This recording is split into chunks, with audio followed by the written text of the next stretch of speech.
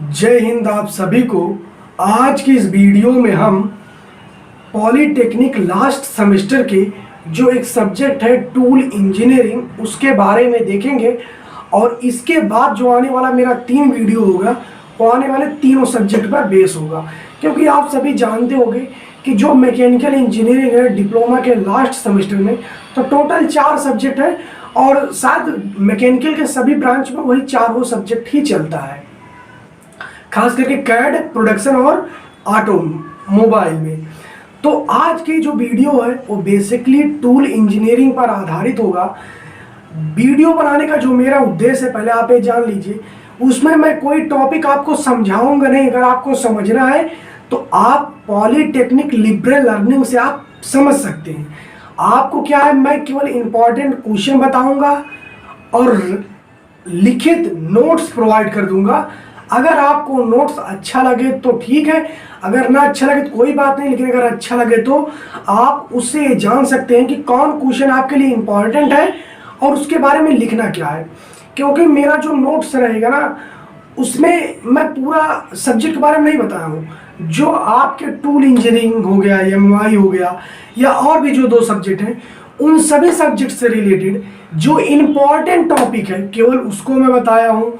उसके बारे में कितना लिखना है, कैसे लिखना है, कौन इंपॉर्टेंट क्वेश्चन है, कौन 2023 में पूछा गया था, कौन 2022 में पूछा गया, इन सभी चीज़ों के बारे में आपको पता लग जाएगा। तो आप समझ लीजिए मेरा वीडियो बनाने का ये उद्देश्य है, आप इंपॉर्टेंट क्वेश्चन को जान लें, उसके बारे में क्या लिखना है, कैसे लिखना है वो जान लीजिए और कौन क्वेश्चन कितनी बार पूछा जाता है ये सभी आप जान सकते हैं। हालांकि वहाँ पर मैं कोई टॉपिक आपको समझाऊंगा नहीं।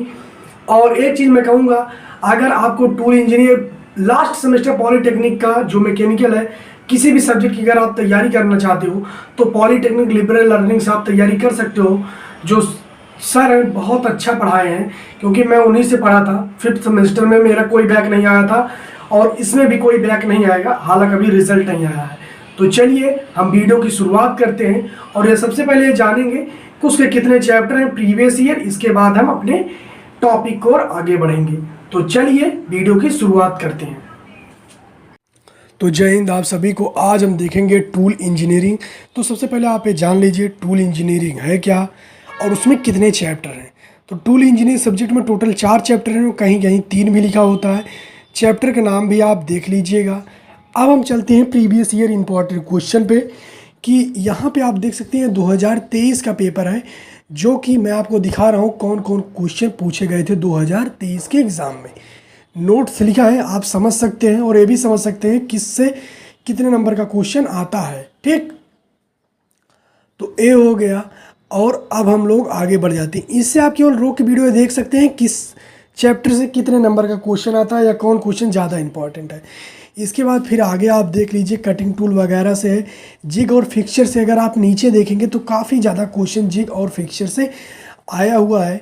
और एक है 3-2-1 लोकेशन सिद्धांत, मोस्ट इम्पॉर्टेंट है। और इसके बाद यहाँ पे आप देख सकते हैं कुछ क्विक एक्टिंग जिग के बारे में और फिक्सचर वगैरह के बारे में, जो आगे मैं अभी आपको विस्तार से समझाऊंगा। तो पहला चैप्टर आपका क्या है, introduction to tool engineering. Tool engineering का इंट्रोडक्शन क्या है, तो उसमें आपको बताना है कि सबसे पहले आपको सिंपल चीज़ें बता देनी है। ये कोई वो बहुत ज़रूरी नहीं है कि कटिंग टूल क्या है, कटिंग टूल के टाइप क्या होते हैं, जैसे single point cutting tool, multi point cutting tool. अब आप ये जान लीजिए जो कटिंग टूल होता है वो मटेरियल कैसा होता है और किसका बना होता है। तो यहाँ आप देख लीजिए लिखा गया है और उसके क्या प्रॉपर्टी होते हैं वो भी आप जान लीजिए।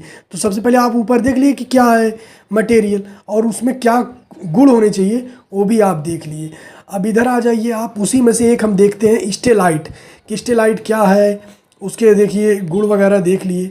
अब यहाँ पर उसके आप देख सकते हैं कि स्टेलाइट का उपयोग कहाँ किया जाता है। स्टेलाइट से रिलेटेड और 2-4 पॉइंट है उसको, और स्टेलाइट के यहाँ पे देख लीजिए प्रॉपर्टी क्या होता है। जो यहाँ पे मैं बता दूँ जो मटेरियल का गुण होगा कटिंग टूल मटेरियल का, वही इन सब के गुण होंगे, जैसे चाहे स्टेलाइट देख लीजिए कोई और का। और इसके बाद देखिए HSS हाई स्पीड स्टील। तो हाई स्पीड स्टील क्या होता है, कितना उस पर जो कंपोनेंट होता है वो क्या होता है, उपयोग क्या होता है, यानी कि इसका उपयोग कहाँ किया जाता है, इसकी प्रॉपर्टी क्या है। मैंने आपको बताया जो प्रॉपर्टी कटिंग टूल मटेरियल का होता है वही उसके मटेरियल का होगा। जैसे कटिंग टूल मटेरियल क्या प्रॉपर्टी होता है, वो आप जानते हैं। और कटिंग टूल मटेरियल जो होते हैं उनके भी वही प्रॉपर्टी होंगी। आगे आप देख लीजिए, अब देखिए यहाँ पे इसके पीछे वाला तो आप देख लिए होंगे जो कार्बाइड रहा होगा। अब देख लीजिए हीरा है। हीरा को आप एक ही बार में देख सकते हैं। हीरा से रिलेटेड क्या गुण है, उपयोग क्या है, और उससे रिलेटेड जो पॉइंट आपको लिखना है वो भी है। और भी चीज़ें आप अपने मन से भी लिख सकते हो। इसके बाद क्या है, यहाँ पे देख लीजिए चिप ब्रेकर है। यानी कि चिप ब्रेकर क्या होता है, चिप का पहले आप अर्थ जान लीजिए, इसके बाद ब्रेकर का, इसके बाद दोनों का संक्षिप्त में लिख के क्वेश्चन कर दीजिए। इसके बाद यहाँ पे लिखा है मोस्ट इंपॉर्टेंट, यदि चिप को टुकड़ों में ना तोड़ा जाए तो क्या होगा। तो पॉइंट वाइज 4 चीज़ें हैं, चारों चीज़ें आप लिख लीजिए कि यदि चिप को टुकड़ों में ना तोड़ा जाएगा तो क्या होगा। और इतना अच्छा डिफिनीसन सरल में लिखा हूँ, आप केवल डिफिनीसन पढ़ लेंगे तो आपको खुद मालूम हो जाएगा चिप ब्रेकर क्या होता है। जब हम कोई चीज़ छोड़ते हैं जो छीलन मतीन निकलता नहीं है, तो बस वही जान लीजिए चिप होता है। अभी आप देख लीजिए हीरा वगैरह देख लिए। अब देखिए हम आगे बढ़ जाते हैं। तो अब देख लीजिए क्या हो गया यहाँ पे। इसके बाद देखिए क्या चिप ब्रेकर के लाभ, यानी जो चिप ब्रेकर होता है उसके क्या लाभ होते हैं। आप चिप ब्रेकर को बस ऐसे समझ लीजिए जैसे जो कोल्हू होता है उसमें जब हम गन्ने डालते हैं तो वो रस निकालता है, और उसकी जो वो होता है जो वेस्ट मटेरियल उसको निकालना पड़ता है। बस वही जान लीजिए चिप ब्रेकर है। ठीक है, जो बाहर वेस्ट निकल रहा है वही चिप ब्रेकर है। ठीक है, तो उसे तोड़ के निकालना पड़ता है। तो वही चीज़ है चिप ब्रेकर। हालांकि जब आप पढ़ेंगे तो आपको समझ में आ जाएगा। तो चिप ब्रेकर का आप लाभ जान गए। इसके बाद देख लीजिए टूल एवं कटर अनुरक्षण क्या होता है वो जान लीजिए। इसके बाद क्या लिखा है, कटाई औजारों एवं मशीनों के लिए नियमित अनुरक्षण एवं उनके लाभ क्या है। ठीक है, सर्विसिंग से लाभ तो आप ये भी देख सकते हैं कि क्या लाभ है क्या नहीं। यहाँ पे डाउन टाइम है क्या होता है वो भी आप जान लीजिए। तो ये सारी चीज़ें हैं जो आपको जान लेना चाहिए। ठीक है, अब आप आगे बढ़ जाइए। इसके बाद हम आपको बता रहे हैं ना भाई। तो यहाँ पे ये जो पॉइंट है बहुत ज़्यादा इम्पोर्टेंट नहीं है, दूसरे चीज़ से रिलेटेड है।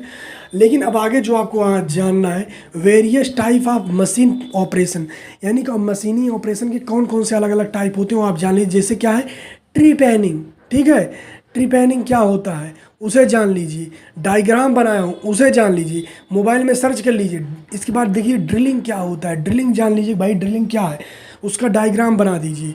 ठीक है, ऊपर आप देख रहे होंगे ड्रिलिंग का डायग्राम बना है। इसके बाद आप जान लीजिए बोरिंग क्या होता है, बोरिंग का डायग्राम बना लीजिए, बोरिंग का डायग्राम कैसे बनता है। इसके बाद ड्रिलिंग और बोरिंग में थोड़ा डिफरेंस होता है, उसको भी आप जान लीजिए कि ड्रिलिंग और बोरिंग में क्या बेसिक डिफरेंस होता है। इसके बाद फेसिंग जान लीजिए, फेसिंग के नीचे भी कुछ था वो भी आप जान लीजिए। इसके बाद देखिए क्या अपघर्षण, अपघर्षण क्या होता है उसे जान लीजिए, अपघर्षण का उद्देश्य क्या होता है वो भी आप जान लीजिए। इसके बाद क्या है ब्रोचिंग, ब्रोचिंग क्या होता है उसे आप जान लीजिए, ब्रोचिंग क्या होता है, ब्रोचिंग जान लीजिए क्या होता है, डायग्राम जान लीजिए, और उसका एडवांटेज यानी भाई उसका लाभ क्या होता है ये भी चीज़ आप जान लीजिए। इसके बाद आप देख लीजिए हम लोग आगे आ जाते हैं मिलिंग की, यानी भाई मिलिंग क्या होता है। तो सबसे पहले आप जान लीजिए कि मिलिंग क्या होता है। इसके बाद देख लीजिए कि मिलिंग मशीन का उपयोग कहाँ किया जाता है। इसके बाद क्या है मिलिंग मशीन के टाइप, यानी मिलिंग मशीन कितने प्रकार की होती है उसे मैंने देख लीजिए बताया है, डायग्राम भी नीचे आपके बना है इस साइड, उसे भी आप देख सकते हैं। आप मिलिंग ड्रिलिंग मशीन, आप मिलिंग और डाउन मिलिंग, उन दोनों का क्या डिफरेंस होता है वो भी मैंने आपको बताया है। इसके बाद यहाँ पे क्या है throw away insert, most important है, वो भी आप जान लीजिए थ्रो अवे इंसर्ट क्या होता है। इसके बाद देखिए उसमें किस मटेरियल का यूज करते हैं, डायग्राम कैसे होता है वो सभी आपको बताएं, एग्जाम्पल दे के बताया हूँ। जब आप वीडियो रोक के पढ़ेंगे बहुत अच्छे से आपको समझ में आ जाएगा। ठीक है, इसके बाद चलिए हम लोग आगे चलते हैं। सीमेंटेड कार्बाइड, ये भी एक कटिंग टूल मटेरियल है जो कि उस टाइम मैं आपको नहीं बताया था जहाँ हीरा वगैरह बता रहा था, तो इस समय आप देख सकते हैं कि क्या होता है। ठीक है, इसके बाद संगठन क्या होता है, इसके बाद इसका उपयोग, 2 उपयोग लिखा हूँ। इसके बाद का जो 3 उपयोग था उसको मैं नहीं लिख पाया हूँ, क्योंकि आप जानते हो जब एग्ज़ाम देने जाते हैं ना तो हम लोग थोड़ा पर्ची काट के लेके चले जाते हैं जिससे गेट के टाइम थोड़ा रिवाइज कर लें। तो उस दिन मैं भाई इसका रिवाइज करने के लिए लेके गया था, मतलब आगे की, तो उसमें ये भी चला गया ना। तो आप देख सकते हैं, आप उपयोग लिख लीजिएगा। और उसका देखिए जो यहाँ पे 2-3 पॉइंट बचा है, 3 पॉइंट, ये उपयोग वाला नहीं है बल्कि ये उसकी प्रॉपर्टी का है। ठीक है, और जो मैं काट के लेके गया था वो 3-2-1 प्रिंसिपल था, इसी साइड था 3-2-1 प्रिंसिपल। क्योंकि मैं पढ़ा नहीं था तो मुझे लगा कि चलो भाई पूरा नहीं पढ़े हैं, केवल प्रिंसिपल ही पढ़ लेते हैं, शायद कुछ लिख देंगे, जबकि बहुत इंपॉर्टेंट था।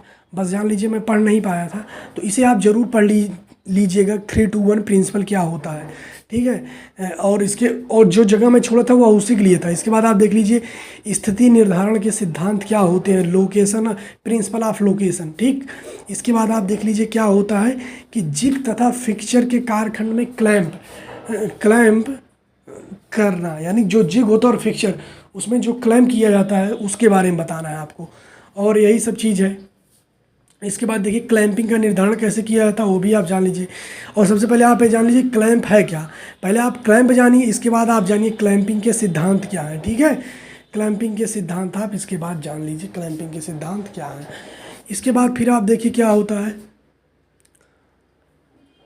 Drill Bush locate. पहले आप देख लीजिए किन्हीं दो प्रकार के लोकेटिंग डिवाइस का उल्लेख करें। तो सबसे पहला क्या है, ड्रिल बुश लोकेटर क्या होता है जान लीजिए, ड्रिल बुश लोकेटर क्या होता है। इसके बाद क्या होता है वी लोकेटर क्या होता है उसे आप जान लीजिए, वी लोकेटर क्या है, ठीक। वी लोकेटर क्या है उसे आप जान लीजिए, और यहाँ पे देख लीजिए ए भी है, ठीक। अब इसके बाद आप आ जाइए आगे, क्या है किन्हीं दो प्रकार के क्लैंप डिवाइस के बारे में लिखिए। तो आप पहले सबसे पहले लिख दीजिए स्क्रू क्लैंप। तो स्क्रू क्लैंप काफ़ी लिख सकते हैं, इतना सब चीज़ है तो आप लिख दीजिए। अगर इसका आप डायग्राम नहीं बनाएंगे तब भी काम चल जाएगा, हालांकि बना देंगे तो बहुत अच्छी बात है। लेकिन जो एज क्लैंप है जिसे हम साइड क्लैंप भी कहते हैं, उसका आप डायग्राम आपको बनाना ही पड़ेगा, क्योंकि इसके बारे में तो कुछ नहीं लिखा है, केवल 4 लाइन है, तो इसमें आपको डायग्राम बनाना पड़ेगा। और जो पहला वाला इसमें आप थोड़ा ना भी बनाएंगे तो भी चल जाए, क्योंकि इसमें लिखने के लिए काफ़ी कुछ है, हाल बना देंगे तो अच्छी बात है। इसके बाद आप देखिए जिग और फिक्सचर क्या होता है उसे आप जान लीजिए कि भाई आपका जिग क्या होता है एंड फिक्सचर क्या होता है। दोनों का डायग्राम आपको बना लेना है। ये मैं इसी बुक के सबसे आगे लिखा हूँ तो इसलिए मैं नहीं बनाया था। इसके बाद जिग एंड फिक्सचर में क्या बेसिक डिफरेंस होते हैं वो भी आपको जानना है। तो यहाँ पर आप देख सकते हैं जिग और फिक्सचर में बेसिक डिफरेंस, वीडियो रोक करके। Advantage of jig and fixture उसको भी आप देख सकते हैं।